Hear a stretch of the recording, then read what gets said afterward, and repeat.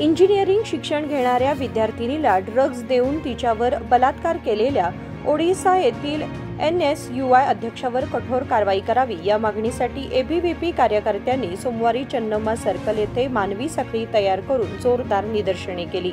ABVP कार्यकर्त्यांनी आक्रोश व्यक्त करत सांगितले की ओडिशा येथील NSUI अध्यक्षाने मार्च 2025 मध्ये 19 वर्षीय युवतीवर बलात्कार केला असून अजूनपर्यंत त्याच्यावर कोणतीही ठोस कारवाई झालेली नाही।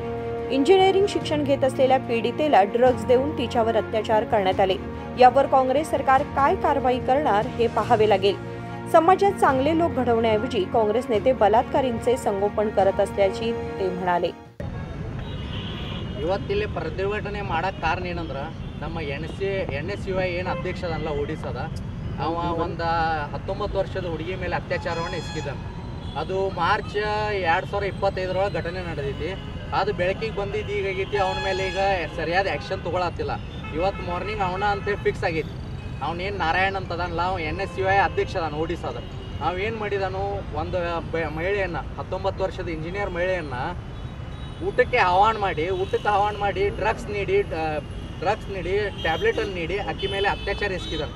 ಸೊ ಆ ಕಾರಣದಿಂದ ಅವಂಗ ಸರ್ಕಾರದಿಂದ ಕಾಂಗ್ರೆಸ್ ಮುಖಂಡರಿಂದ ಏನು ಅಂತ ಏನಂತೇಳಿ ಅವ್ರು ಕರೆ ಕೊಡ್ತಾರ ಅನ್ನೋದು ನೋಡೋದೈತಿ।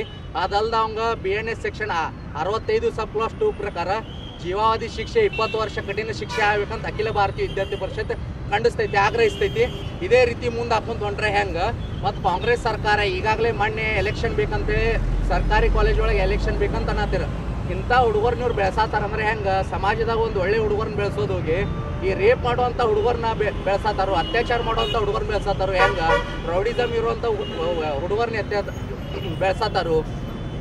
ಇವ್ರು ಸರಿಯಾದ ರೀತಿಯಾಗಿ ಆ್ಯಕ್ಷನ್ ತೊಗೊಳತ್ತಿಲ್ಲ।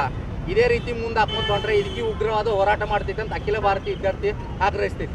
ನಿಮ್ಮ ಹೆಸರು? प्रथम पाटील अंते। जर हे असे सुरू राहिले तर आम्ही अधिक तीव्र स्वरूपात आंदोलन करू असा इशाराही ABVPने दिलाय। विनोद कोलकार, KMM मराठी, बेळगाव।